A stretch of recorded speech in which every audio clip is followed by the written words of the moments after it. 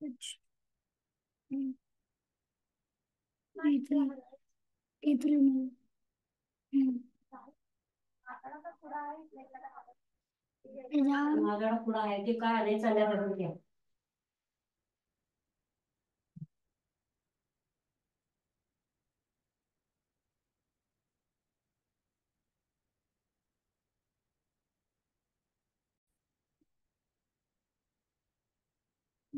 Good evening students, माय self Mrs Sushma चांगले. आज आपण इयत्ता चौथी मराठीचा लाईव्ह क्लास बघत आहात.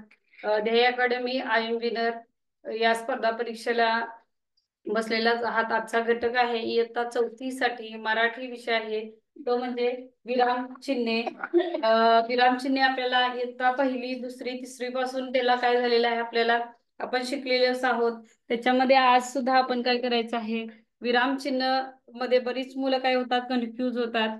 तर आज आपल्याला घटक घ्यायचा आहे तो विराम चिन्हे.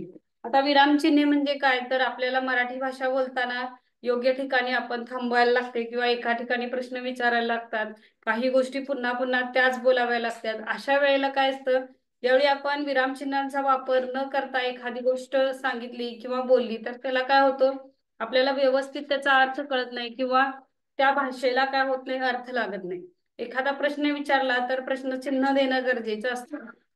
तर एखादं वाक्य पूर्ण झालं तर पूर्ण विराम किंवा स्वल्पविराम या गोष्टी जेव्हा आपण मराठीमध्ये व्याकरणामध्ये वापरतो तेव्हा काय होते, भाषेला एक अशी व्यवस्थितपणा किंवा व्याकरण दृष्ट्या आपल्याला व्यवस्थित ती वाक्यरचना होते.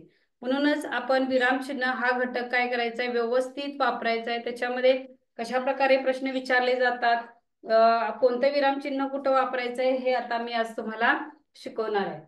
बघा,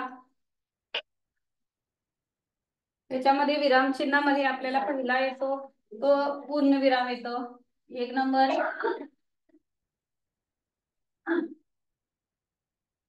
पूर्ण विराम.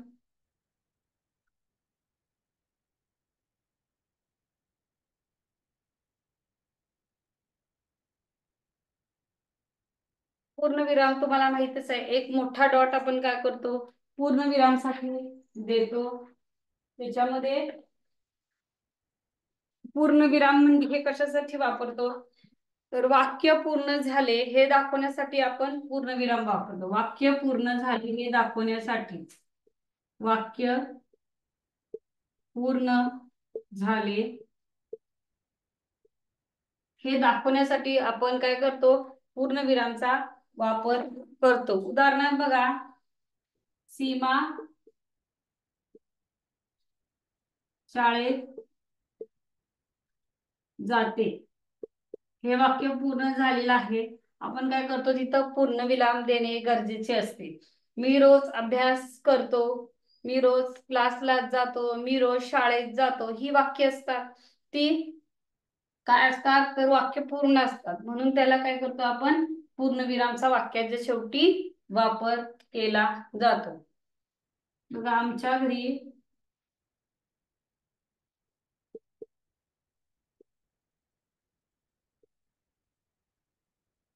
आपण म्हणतो बघा, खेळायला या.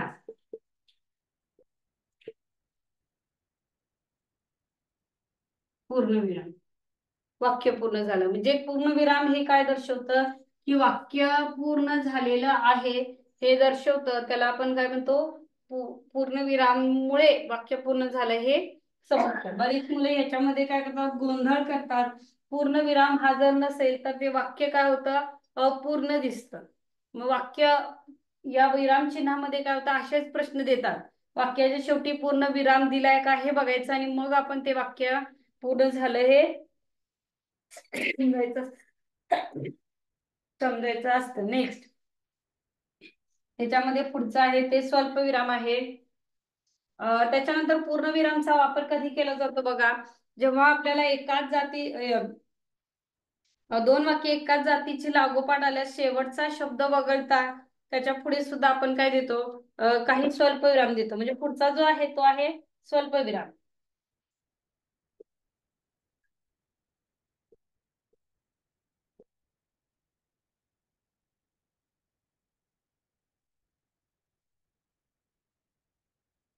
स्वल्पविराम म्हणजे काय, तर एकाच जातीचे लागोपाठ जे शब्द येतात, तर ते लागोपाठ शब्द असतो, तर ते शब्दाच्या नंतर आपण काय करतो, स्वल्पविरामचा वापर करतो. लागोपाठ म्हणजे काय, आता आपल्याला मित्र असतात बघा, समीर, आशिष, राधा. आता प्रत्येक नावानंतर मी स्वल्पविराम दिलेले आहे बघा, राधा, मोहन, सीमा. आता शेवटचा शब्द आहे तो सीमा आहे, म्हणजे ह्या शब्दानंतर तुम्हाला काय करायचं नाहीये, स्वल्पविराम द्यायचा नाहीये. म्हणजे का, तर तो या नावातला शेवटचा शब्द आहे, म्हणजे एकाच जातीचा आलेला आहे. म्हणजे ही काय, विद्यार्थी किंवा मुलामुलींची नावे आहेत, म्हणजे एकाच जातीची नावे आलेली आहेत, समीर, आशिष, राधा, मोहन, सीमा. मग समीर नंतर स्वल्पविराम, आशिष नंतर स्वल्पविराम, राधा नंतर मोहन नंतर, पण सीमा हे शेवटचं नाव इथं आलेलं आहे. त्यामुळे समीर, आशिष, राधा, मोहन, सीमा बागेत फिरायला गेले. बागेत फिरायला गेले. त्याच्यानंतर हे पहिलं वाक्य झालं. त्याच्यानंतर दुसरं वाक्य, उदाहरण बघा, गंगा, यमुना, ब्रह्मपुत्रा. गंगा, यमुना, परत स्वल्पविराम, ब्रह्मपुत्रा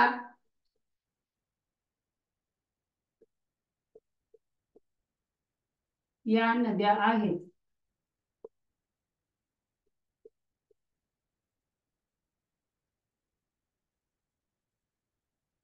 तर बघा, ही दोन जे दिलेली आहेत, पूर्णविराम आणि स्वल्पविराम, याचं तुम्ही आता काय करायचे आहे, ही वाक्य आणि त्याची उदाहरणं वहीमध्ये लिहून घ्या. आता स्वल्पविरामसाठी आपण काय करतो बघा, एखाद्याला हाक मारताना सुद्धा म्हणतो बघा, आई मला चहा दे, तेव्हा सुद्धा आपण स्वल्पविरामचा त्याचा काय करतो, वापर करतो. आता ही दोन वाक्य आहेत, ती आता तुम्ही लिहून घ्यायची आहे.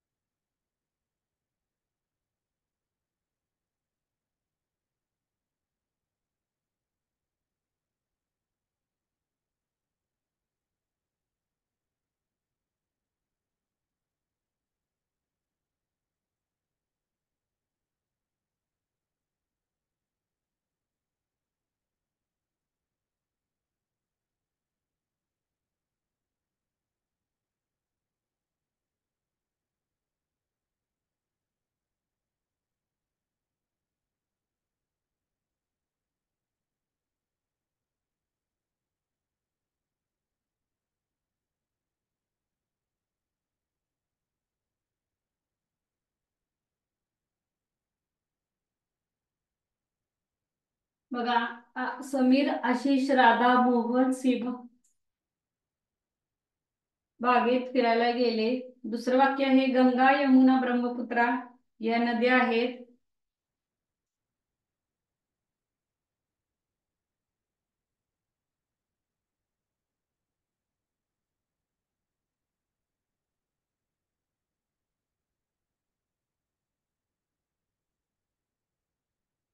पुढचं बघा,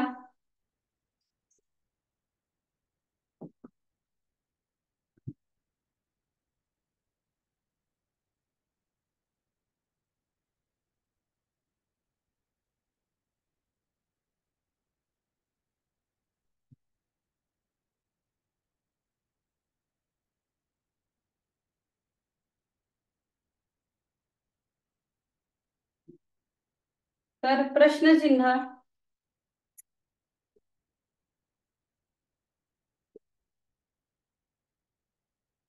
प्रश्न चिन्ह,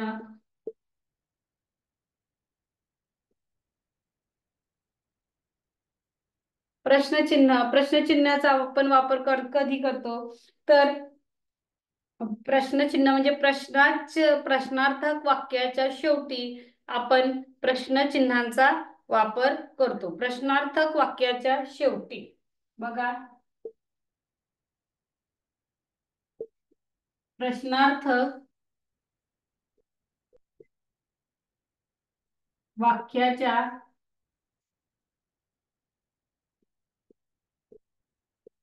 शेवटी आपण काय करतो, प्रश्नचिन्हाचा वापर करतो। प्रश्नार्थक वाक्याच्या शेवटी आपण प्रश्नचिन्हाचा वापर करतो। उदाहरणार्थ, तू काय करतोस?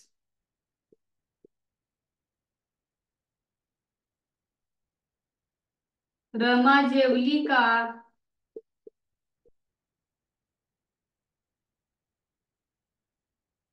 आता हे प्रश्नार्थक वाक्य आहे बघा। तू काय करतोस, रमा जेवली का, ह्याच्यामध्ये जर तुम्ही बघितला तर पुढं पुढं कसं होतं बघा। तुम्हाला काही गोष्टी म्हणजे कशा सांगायच्या आहेत मला, की कधी कधी काय होतं, प्रश्नार्थ वाक्य कसे ओळखायचे, तर काय, कोण, कुठे, केव्हा, आपले प्रश्नदर्शक शब्द आहेत। काय, कोण, कुठे, केव्हा, कसा, हे जे आहे ते प्रश्नदर्शक शब्द आहेत। याच्यातून आपल्याला काय करायचं असतं, प्रश्नार्थक वाक्य करायचं असतं। आलं लक्षात तुमच्या? म्हणजेच आपण काय करतो, प्रश्नार्थक वाक्य तयार करताना प्रश्नाच्या शेवटी, वाक्याच्या शेवटी प्रश्नचिन्ह हे महत्वाचं असतं। मग ह्याच्यामध्ये आपल्या शाळेच्या पाठ्यपुस्तकामध्ये सगळ्यात शेवटीला प्रत्येक धड्याच्या नंतर प्रश्न विचारलेले असतात बघा। प्रत्येक धड्याच्या नंतर आपला पहिला पाठ असू दे, दुसरा पाठ असू दे, ह्याच्या प्रत्येक धड्यात प्रश्नचिन्ह दिलेलं असतं। म्हणजेच काय आहे, ते प्रश्नार्थक वाक्य आहे। आता हे प्रश्नचिन्ह आहे, मी या व्याकरणामध्ये प्रश्नचिन्हाची ओळख करून देत आहे, पण त्याच्यामध्ये प्रश्नार्थक वाक्यांच्या प्रकारमध्ये प्रश्नार्थक वाक्य हा घटक असतो। याच्यामध्ये आपल्याला काय करायचं असतं, प्रश्नार्थक वाक्य ओळखा। मग प्रश्नार्थ वाक्य कसं ओळखायचं असतं, प्रश्नाच्या वाक्याच्या शेवटी ज्यावेळी प्रश्नचिन्ह असतं किंवा काय, कोण, कुठे, कसा असे प्रश्नार्थक शब्द असतात, तेव्हा आपण काय करतो, की प्रश्नार्थ वाक्य आहे हे समजून घेतो। आलं लक्षात? आता पुढचं ह्याच्यामध्ये सांगायचं की प्रश्नार्थक शब्द काय, कोण, कुठे, कसा, केव्हा हे प्रश्नार्थक आहेत, शब्द आहेत।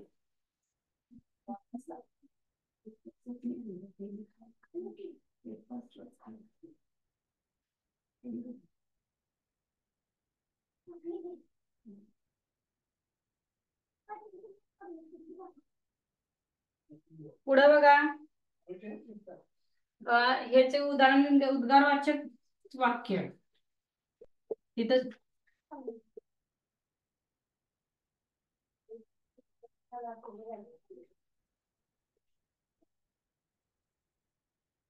उद्गारवाचक चिन्ह,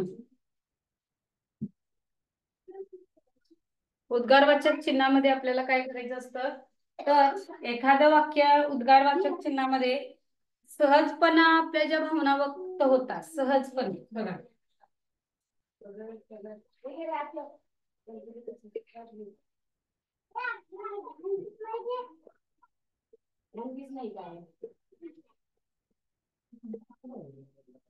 सहजपणे व्यक्त होणाऱ्या भावनांना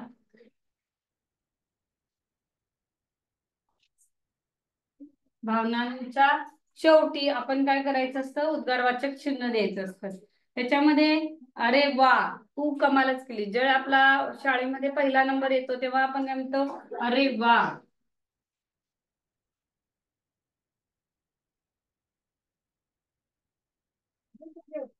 तू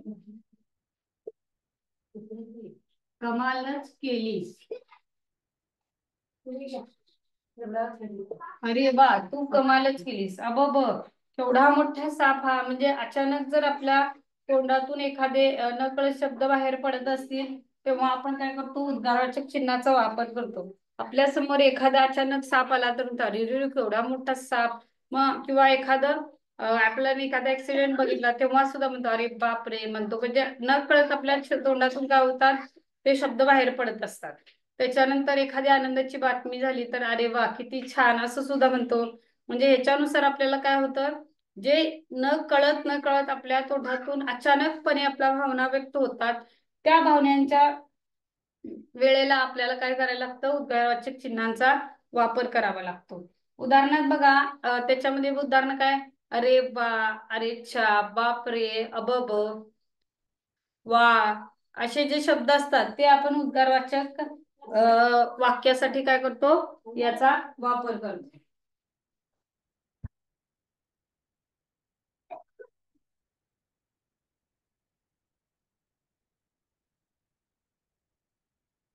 हे लिहून घ्या 2 वाक्य उदाहरण.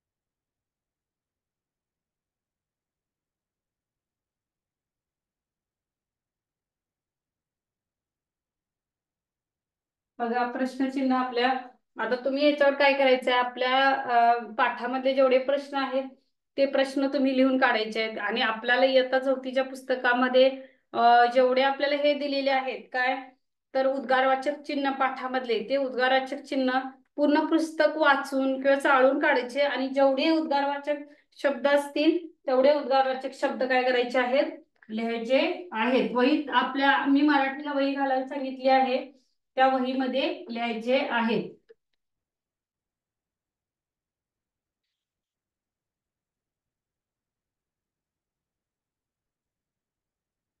त्याच्यानंतर एकेरी अवतरण चिन्ह.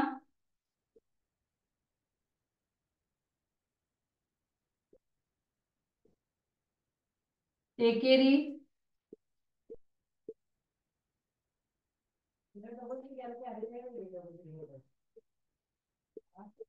एकेरी अवतरण चिन्ह इथून सुरुवात होतं, इथून असं आपल्याला काय होतं, संपतं. मग एकेरी अवतरण चिन्ह आपण कधी वाचतो, तर एखाद्याचे म्हणणे आपण जसेचे तसे ज्यावेळी सांगतो तेव्हा एकेरी अवतरण चिन्हाचा वापर होतो. उदाहरणार्थ बघा, तो म्हणाला की मी आज शाळेत येणार नाही, मग असं म्हणतो की नाही आपण, तो म्हणाला. त्याच्यानंतर आपण काय करतो, स्वल्पविराम देतो, तो आज शाळेत येणार नाही. एकेरी अवतरण चिन्ह, तो आज पप्पा पप्पा शाळेत येणार नाही. हे झालं आपलं एकेरी अवतरण चिन्ह. इथं काय झालेलं आहे, आपलं पूर्ण झालेलं आहे. त्याच्यानंतर इथं 6 दुहेरी अवतरण चिन्ह.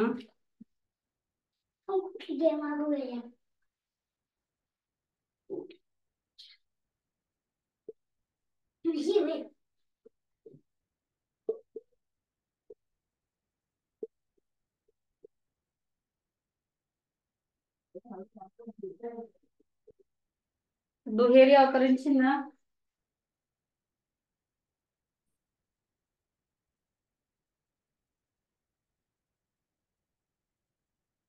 दुहेरी अवतरण चिन्ह म्हणजे एखाद्या व्यक्तीच्या तोंडचे वाक्य जसेच्या तसे बोलणे किंवा जसेच्या तसे सांगणे, याला आपण दुहेरी अवतरण चिन्ह असे म्हणतो. एक बघा, दुहेरी अवतरण चिन्हामध्ये काय दिलेले आहे वाक्य, की एखाद्या तोंडचे वाक्य किंवा शब्द जसेच्या तसे लिहिताना दुहेरी अवतरण चिन्हाचा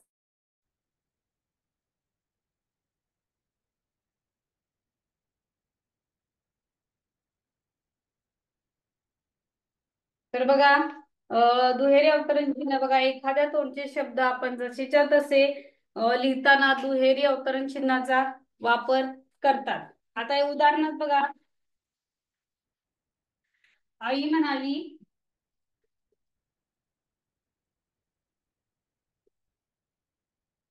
आई म्हणाली. तर बघा हे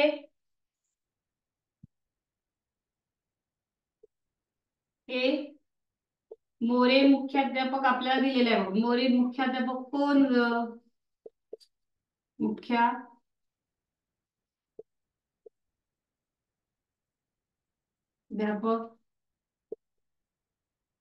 कोण बघा दुहेरी अवतरण चिन्ह इथं आपलं काय झालेलं आहे, तर कंप्लीट झालेलं आहे.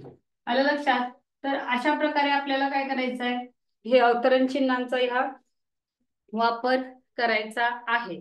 आता ह्याच्यामध्ये दुहेरी अवतरण चिन्ह एकेरी अवतरण चिन्हाची आपल्या पाठ्यपुस्तकामध्ये जेवढी जेवढी वाक्य असतील तेवढी वाक्य तुम्ही काय करायची आहेत, त्याच्यामध्ये लिहून काढायची आहेत. ते आपले त्यामुळे काय होतं, आपल्या पाठ्यपुस्तकाचं वाचन सुद्धा आपल्याला होतं आणि मग त्याच्यामुळे आपल्याला प्रॅक्टिस सुद्धा भरपूर होतं. तर बघा आता काय केलेले आहे, प्रश्न कसे दिलेले आहेत, पुढील खालील विरामचिन्हासाठी योग्य पर्याय क्रमांक शोधा. आता त्याच्यावरची जी प्रश्नपेढी आहे ती आता मी तुम्हाला काय करणार आहे म्हणून दाखवणार आहे. पहिला आहे की आता तिथं दिले वाक्य की तू माझ्या सोबत येशील का, असं वाक्य दिलेलं आहे. तू माझ्या सोबत येशील का.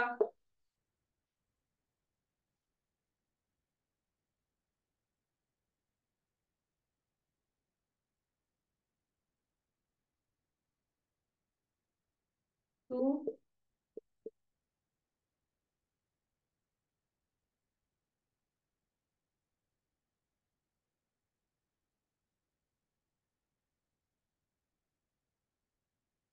माझ्या सोबत येशील का. तर या वाक्यामध्ये कोणता विरामचिन्हाचा वापर केला आहे, बघा पुढं. अबब,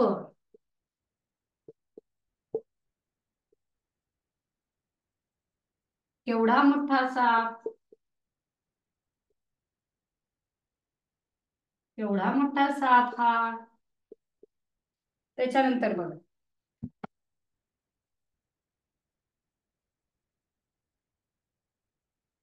बाबा मला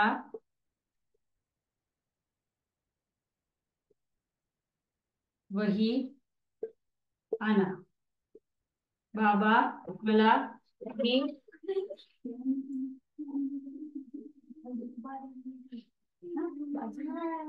बाबा मला वही आणा. त्याच्यामध्ये कोणत्या विरामचिन्हाचा वापर केलेला आहे, पुढे बघा. शाबाश, शाबाश राजवीर तू खूप शहाणा आहे. बघा, शाबाश राजवीर तू खूप शहाणा आहेस, शहाणा आहेस. बघा, शाबास राजवीर तू खूप शहाणा आहेस. म्हणजे यामध्ये एका मुलग्याचं नाव गेलेलं आहे राजवीर. आता त्यामध्ये आपण काय करतो, शाबास राजवीर तू खूप शहाणा आहेस, हुशार आहेस. म्हणजे त्याच्या आईने त्याच्यासाठी म्हटलेलं वाक्य असतं. ज्यावेळी आपण आई प्रेमाने एकदम काहीतरी लिहिले तर त्या राजवीरला म्हणते शाबास राजवीर, एकदम म्हणते बघा तोंडाने, शाबास राजवीर तू खूप हुशार आहेस किंवा तू खूप शहाणा आहेस, तू खूप प्रामाणिक आहेस. म्हणजे हे सुद्धा वाक्य इथं आलेलं आहे. ते कोणतं उद्गारवाचक चिन्ह वापरलेलं आहे ते बघा. त्याच्यानंतर तू कुठे चालला,